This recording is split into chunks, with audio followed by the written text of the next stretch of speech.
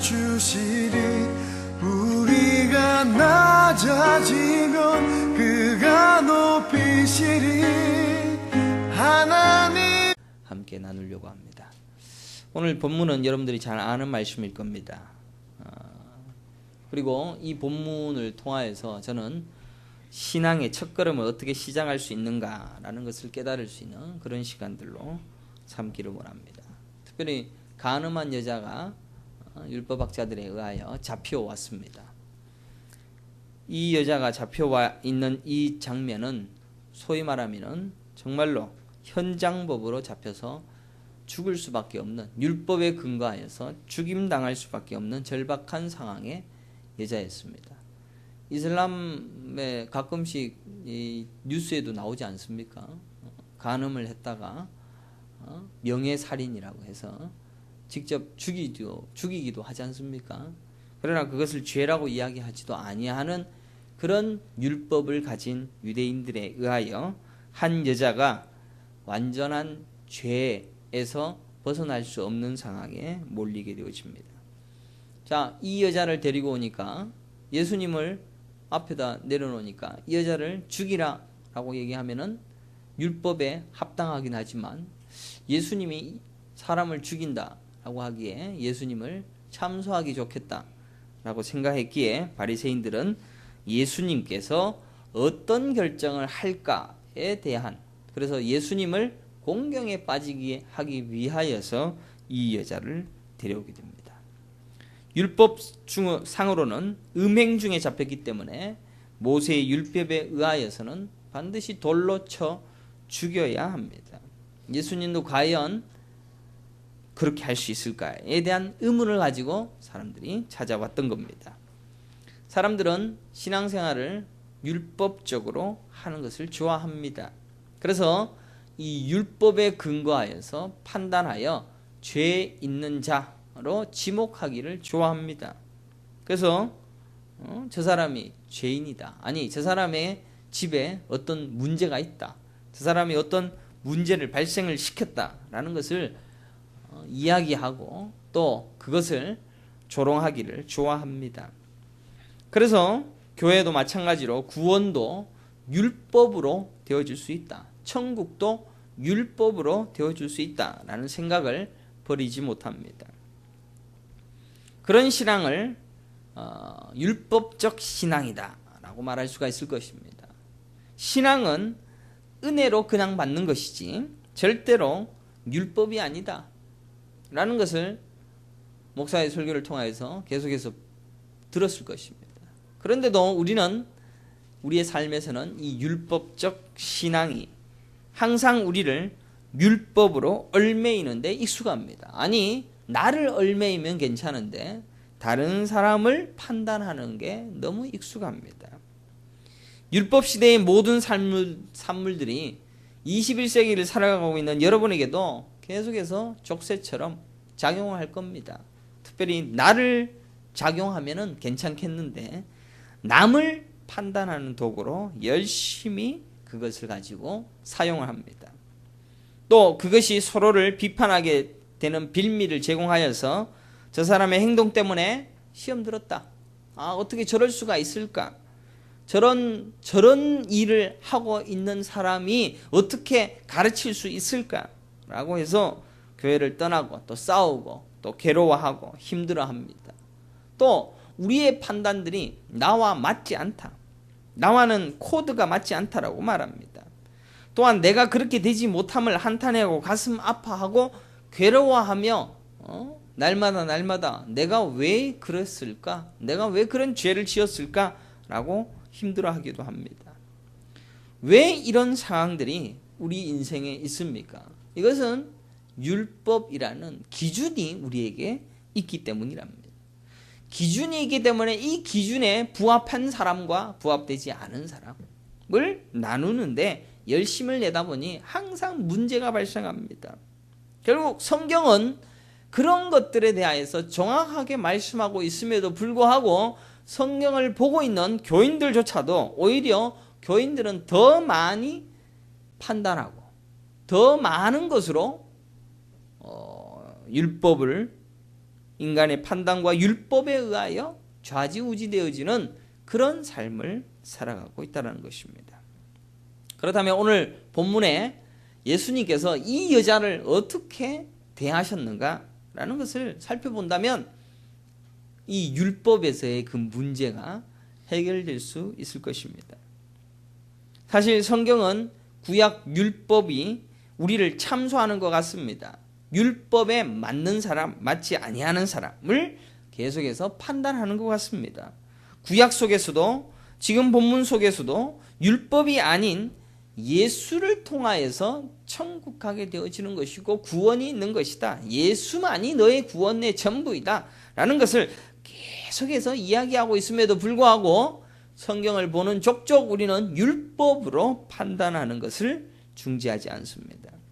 그러니까 넓은 뜻에서는 성경이 이야기하고 있는 진짜의 이야기를 생각하지 아니하고 거기에 나와 있는 수많은 다른 조문들과 율법 이야기들을 머릿속에 가득 채우고 있다는 것입니다. 그러나 구약도 사실은 율법으로 가득 차 있는 곳이지만 사실은 그 율법을 통하여서 하나님께서 무슨 일을 하고 있는가? 결국은 예수 그리스도의 은혜로 너희를 구원하겠다라는 이야기만 구약에서 하고 있다는 것입니다. 그걸 오늘 제가 증명을 하겠습니다. 그래서 예수님께서 오늘 가늠하다가 잡힌 현행범을 어떻게 대하셨습니까? 여기에 보게 되어지면 바로 성경 전체가 꿰뚫어질 수 있는 한꺼번에 구약과 신약이 꿰뚫어지는 엄청난 것들이 여기에 들어있습니다. 또한 율법에 대하여서 어떠한 방식으로 대처를 하고 있는가에 대한 것도 살펴볼 수가 있으며 일관성 있는 성경이 천국을 어떻게 가르치고 있는가라는 것도 살펴볼 수가 있습니다. 그렇다면 본문 속에 6절을 한번 보겠습니다. 6절을 보겠습니다. 여기에 바로 그 핵심 포인트가 6절에 나와 있다라고 볼 수가 있습니다. 함께 읽겠습니다. 시작. 그들이 이렇게 말하면 고발할 조건을 얻고자 하여 예수를 시험함이라. 예수께서 몸을 굽히사 손가락으로 땅에 쓰시니. 자, 몸을 굽히사 손가락으로 땅에 쓰십니다. 여러분들 이 얘기는 안 믿는 사람들도 거의 다 아는 이야기입니다. 가늠한 여인을 붙잡았는데 예수님께서는 그 여자를 돌로 치지 아니하고 그 여자 앞에서 글을 쓰십니다. 무엇을 썼는지는 알 수가 없습니다. 사람들은 더 떠들어댑니다. 그러자 예수님이 말씀하시기를 너희 중에 죄 없는 자가 먼저 돌로 치라라고 말씀하시고 난 다음에 8절에 다시 한번 몸을 굽혀 손가락으로 땅에 뭔가를 쓰심을 기록하고 있습니다. 8절 한번 보십시오. 다시, 그죠? 몸을 굽혀 손가락으로 땅에 쓰시니. 2번 쓰셨습니다. 근데 사람들은 이야기하기를 이 본문을 대할 때 죄 없는 자가 돌로 치라. 그게 명언이라고 생각을 합니다. 죄 없는 자가 돌로 쳐라. 그러니까 너희들도 다 죄인 아니냐? 죄인이니까 못하는 거 아니냐? 죽일 수 없다. 라는 것으로 간단하게 처리를 합니다. 그러나 여기에서 중요한 것은 2번 예수님이 첫 번째 쓰시고 또 2번째로 쓰셨다. 이것이 아주 중요한 키포인트다라고 할 수가 있습니다. 어떤 목사님은 예수님께서 손가락으로 글을 쓰시는 것이 시간을 때우기 위함이었다. 그래서 나도 생각도 하고 저 사람도 생각하고 모든 사람들의 동료가 있는 그것을 조금 잠재우기 위하여서 쓰셨다라고 이야기하는 사람도 있습니다. 물론 그럴듯합니다. 사람들이 크게 동요하고 있고 사람들이 뭔가 집중하고 뭔가 한 템포를 늦추기 위하여 사람들을 안심하게끔 하는 제스처다라고 해석을 할 수도 있을 것입니다. 어떤 목사님은 농담 삼아서 이 여자에게 너 죽고 싶냐 살고 싶냐 라는 것을 물었을 것이다. 뭐 그렇게 해석을 하시는 분도 계십니다. 그래서 뭘 쓰셨는가에 대한 거에 대해서는 아무도 해석을 해낼 수가 없습니다. 왜?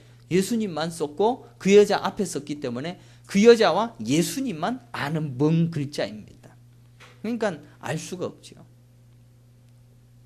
예수님께서 글을 쓰신 이 장면은 모세의 율법 계시, 율법을 증거판으로 받을 때에 그 모습을 연상케 하는 모습이었습니다. 5절에 보면 함께 읽겠습니다. 모세는 율법에 이러한 여자를 돌로 치라 명하였거니와 선생은 어떻게 말하겠나이까. 모세의 율법, 그죠? 모세의 율법으로는 이 여자를 죽여야 된다라고 이야기를 하고 있으니까, 그래 모세의 율법이 뭐지? 라고 하면서 하나님이 십계명을 쓰고 있는 장면을 예수님께서 직접, 예수님도 하나님 아닙니까? 내가 쓰고 있는 그 모습을 보여줍니다. 모세의 율법을 기억하고 있는 그들의 목소리에 예수님은 모세가 율법을 받은 십계명, 그 장면으로 예수님이 순간 이동을 하신 것처럼 자신이 그 율법을 내려주는 그 모습을 보여주고 있습니다. 삼위일체 되신 예수님께서 자기 아버지 하나님께서 과거 모세에게 율법을 친히 돌판에 새겨 넣으신 그 일을 순간 이동한 것처럼 보여주고 있는 것입니다. 모세가 시내산에서 하나님께로 십계명을 받게 되는 장면을 한번 살펴보겠습니다. 출애굽기 31장 18절입니다.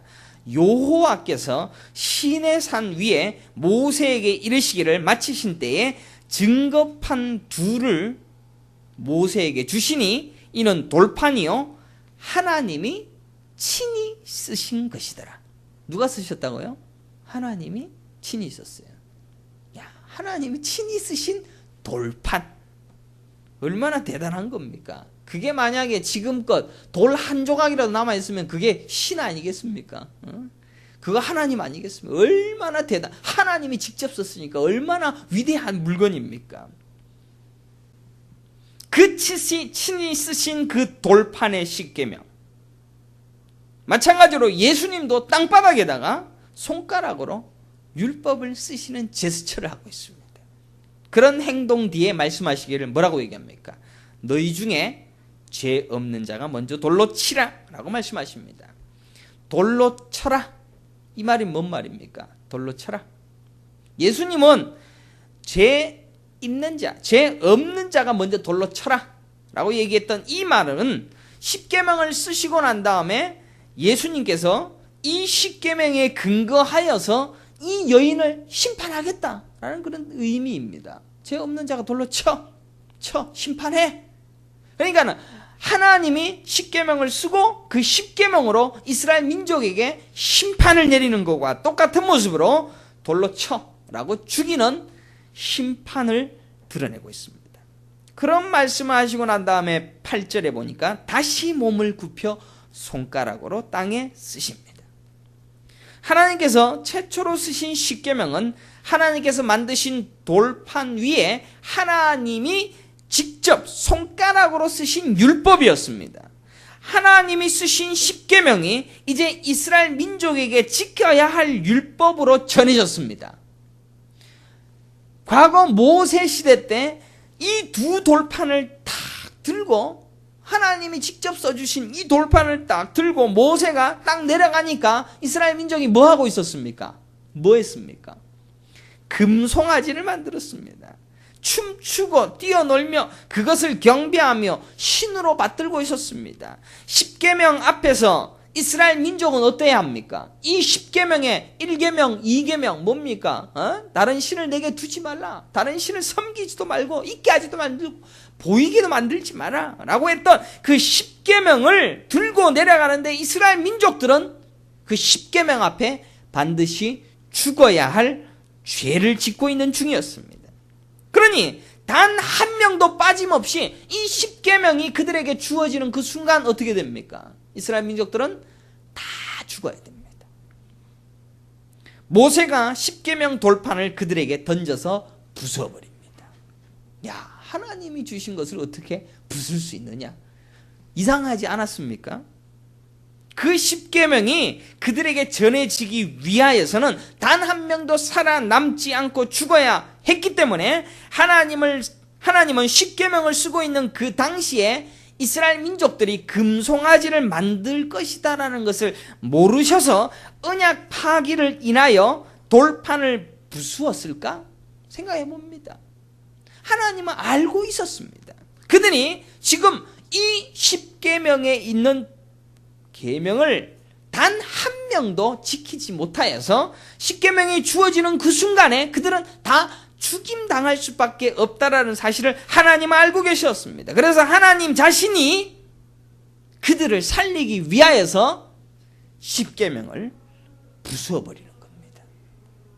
인간 편에서는 율법을 지켜서 구원에 이를 수 있는 길은 없고, 하나님 편에서 용서해 주시고 은혜로 구원을 주어야만 된다라는 사실을 드러내시기 위하여 십계명을 부수어버리는 겁니다.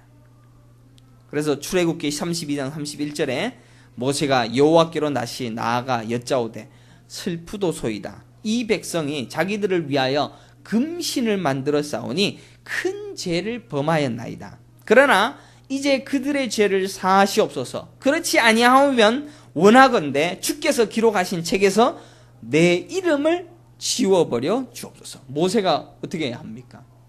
이스라엘 민족의 죄를 다 뒤집어 쓰겠습니다. 그러니까 나를 책망하시고 나를 생명책에서 지워버리시고 저 사람들 살려주십시오. 이 구약의 모세의 기도가 바로 예수님의 기도와 동일합니다. 그리고 예수님의 중보의 사역과 동일합니다. 그러니까 중보자로 오신 예수님을 통하여서 하나님과 인간의 다리가 어떻게 이어지는가라는 것을 예수님이 직접 하시었고, 또한 모세가 그 중간 다리의 역할을 보여줌으로 예수를 가르쳐주고 있었다라는 것입니다. 그래서 그들에게 무엇이 주어집니까? 두 번째 십계명이 또 준비됩니다. 두 번째 십계명이 모세가 준비한 돌판에 하나님의 손으로 다시 두 번째로 씌어지는 장면이 출애굽기에 다시금 등장하고 있습니다. 마치 예수님이 한 여인에게 한 번 쓰고 난 다음에 죄 없는 자가 돌로 쳐 라고 한 다음에 두 번을 쓰는 그런 모습과 일치합니다. 다시 신약으로 돌아가 보십시다. 죄인인 여자 앞에서 손가락으로 땅에 글을 쓰셨고 죄 없는 자가 돌로 쳐 라고 말씀하신 이후에 두 번째로 다시 손가락으로 땅에 글을 쓰고 있는 이 예수님의 모습은 하나님의 모습입니다. 하나님이십니다. 구약의 모세의 율법을 받고 그들에게 두 번째 십계명을 만드신 것과 똑같은 모습으로 그들에게 나는 너희의 중보자고 나는 너희의 죄를 다 뒤집어 써서 나는 너를 죄 없다 하리라 라고 하신 하나님의 십계명이 주어지는 모습과 예수님이 두 번 쓰신 모습은 정확하게 일치합니다. 아니, 예수님은 이 하나님을 기억하고 있었으며 내가 하나님이 되신 그 모습으로 너희들을 그렇게 사하여서 구원하리라. 여러분, 죄 없는 자가 돌로 쳐라. 이 말씀을 통하여서 9절에 보니까 어떻게 합니까? 9절 함께 읽겠습니다. 시작. 그들이 이 말씀을 듣고 양심의 가책을 느껴 어른으로 시작하여 젊은이까지 하나씩 나가고 오직 예수와 그 가운데 섰는 여자만 남았더라. 사람들에게는 양심의 가책이 생겼습니다. 왜 양심의 가책이 생겼습니까? 모세의 율법에 근거한 비판과 참소의 능력을 가지고 율법으로 정죄하는 자리로 나아갔던 자가 그들이었습니다. 그런데 그렇게 의지하고 믿었던 율법이 나에게 비추어지니까 어떻게 됩니까? 양심의 가책이 생겨나기 시작했습니다. 자신들의 판단 기준은 율법이었습니다. 너 죄 있어. 너 잘못했어. 너는 3년형. 너는 죽여야 돼. 라고 했던 수많은 참소들이 나에게 돌아오니까 나도 똑같은 죄인이다. 자신들은 율법으로 구원받을 수 있다라는 믿음으로 다른 사람에게 율법 못 지킴을 책망하는 것이 율법 잘 지키는 것을 드러내는 것이다라고 생각을 했습니다. 결국 그 율법의 참소함이 나에게 돌아오자 나도 이 율법 앞에서는 죽을 수밖에 없구나. 그래서 모두가 다 떠납니다. 결국 예수님과 가늠한 여자밖에 남지 않습니다. 율법적 신앙은 우리로 판단케 합니다. 또한 우리를 얽매이게 합니다. 율법은 우리로 참속케 합니다. 율법은 우리는 견딜 수 없는 양심의 가책과 죄책감으로 가득하게 합니다. 왜 예수님께서 우리 주기도문 가르쳐 주실 때 죄를 용서해 주신 것 같이 하늘에도 용서해 주시고 이런 이야기도 해주시고, 하늘에서 풀면 땅에서도 풀리고, 하늘에서 매면 땅에서도, 이게 무슨 말씀입니까? 전부 다 이 하나님께서 자신의 죄를 용서해 주신 예수 그리스도의 사역이 너희들에게도 동일하게 일어나고 있다. 그러니까 너희는 율법적 찬소를 하지 말고 너희는 은혜와 구원만을 이야기하고, 아니 그 구원의 은혜의 삶을 직접 살아보라고. 그러니까 율법적 신앙에서 떠나가라고 그렇게 말씀하시고 있습니다. 죄 없는 자가 돌로 치라라고 했을 때는 의기양양하게 심판자로 율법적 신앙을 나도 지킬 수 있어, 이 지킬 수 있는 걸 가지고 이 사람들을 판단함으로 내가 드러날 수 있어. 그러나 그들이 파놓은 함정에 그들도 빠지게 된 것입니다. 반면 간음한 그 여인만이 예수 앞에 서게 되어졌습니다. 그러면 이 여자가 누구입니까? 예수님 앞에 설 수 있었던 자는 누구였습니까? 여러분들, 예수 앞에 설 수 있는 자가 누굽니까? 율법적 신앙을 가진 사람들은 양심의 가책이 있습니다. 돌아섭니다. 여러분들, 난 예수님을 믿는데 나는 이것도 하고 이것도 하고 죄가 너무 많으니까 나 예수 못 믿겠어요. 돌아섭니다. 못 섭니다. 그러나 이 여인은 예수 앞에 한 발자국도 도망갈 수가 없습니다. 나는 죄인이니까. 그가 용서해 주지 않고 그가 나를 구원해 주지 않으면 나는 어디 가도 죽을 수밖에 없어요. 무방비 상태요, 벌거벗은 상태요, 죽은 시체의 상태입니다. 움직이지는 못합니다. 바로 그 여인에게 예수님께서 말씀하십니다. 나도 너를 정죄하지 아니하노니 가서 다시는 죄를 범하지 말라.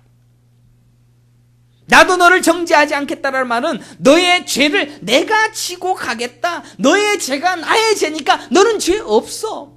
나만 믿어. 너의 죄를 십자가로 해결하겠다. 그것은 모세가 백성들을 위하여 중보했던 기도와 동일한 말이었으며 그것이 구원의 선포였습니다. 나도 너를 정죄하지 않겠다라는 이 위대한 구원의 선포는 율법을 의지하여 참소했던 서기관과 바리새인들에게는 결국 주어지지 못했습니다. 하지만 완전히 포기되어진 죽은 상태인 자기 부인과 자기 죽음의 상태에 이른 이 여자만이 그 은혜를 받아 누리는 겁니다. 또한 예수님은 정죄하지 않겠다라는 말씀과 더불어 다시는 죄를 범하지 말라라는 율법을 연이어 제시하고 있다는 사실을 주목해야 됩니다. 여러분들, 나는 죄가 많아. 그래서 예수님이 다 용서해 줬어. 그걸로 끝입니다. 그러나 예수님께서는 죄 없다고 인정해 주시는 칭의의 은혜가 먼저 떨어진 뒤에, 그리고 칭의의 은혜 위에 우리가 걸어가고 율법 잘 지키는 행위가 있을 수밖에 없다는 사실을 예수님께서 말씀하고 있습니다. 10절에 너를 고발하던 그들이 어디에 있느냐? 너를 정죄한 자가 없느냐? 주여 없나이다. 율법을 지킬 수 있는 사람은 단 한 명도 없었습니다. 율법적 신앙을 가지고는 절대로 율법 앞에 설 수가 없습니다. 율법으로는 구원받을 자가 이 세상에 단 한 명도 없습니다. 구원은 예수밖에 없습니다. 하나님께서 첫 번째 십계명을 깨지지 않으셨다면 결단코 우리는 구원받을 수 있는 존재가 하나도 없었습니다. 그래서 예수님을 보내셔서 그가 내 죄를 담당함으로 의로운 자라고 죄 없는 자라고 칭해 주시는 그 칭의의 은혜를 주신 것입니다. 이 칭의가 선포됨으로 우리가 감히 하나님 앞에 예배할 수 있는 자요, 기도할 수 있는 자요, 찬양할 수 있는 자요, 함께 나올 수 있습니다. 저도 공부를 잘하고 신앙이 좋고 가문이 좋고 그래서 말씀을 잘 가르칠 수 있는 능력이 있어서, 그래서 제가 여러분에게 설교를 하는 게 아닙니다. 저는 여러분보다 훨씬 더 추악한 죄인이며 여러분 앞에 율법으로는 정죄받아 마땅하며 돌에 쳐 죽임을 당할 자, 그 자의 상태에 있는 자입니다. 바로 그 자리에 있는 저를 위하여 예수 그리스도가 나를 위하여 대속에 거저주시는 은혜로 이 자리에 서 있는 것뿐입니다. 그 죄 용서의 은혜가 있기 때문에 바로 그곳에서 가서 다시는 범죄하지 말라라는 율법의 시행이 우리의 삶에 나타나게 되어지는 겁니다. 사랑하는 성도 여러분, 삶의 변화, 성화, 영화, 영적 성수, 영적 치유, 이거는 우리의 삶에서 결단코 할 수 없는 겁니다. 흉내 한번 내보려다가 그냥 가는 겁니다. 그러나 우리는 복음을 아는 것만큼 삶이 우리의 삶에서 나타나게 되어져 있습니다. 왜? 복음은 우리를 가르치고 있기 때문에. 복음은 우리를 변화시키고 복음이 우리로 율법을 지킬 수 있도록 하는 데까지 나아가게 합니다. 여러분들, 예수 잘 믿는 사람은 예수의 형상 닮아갑니다.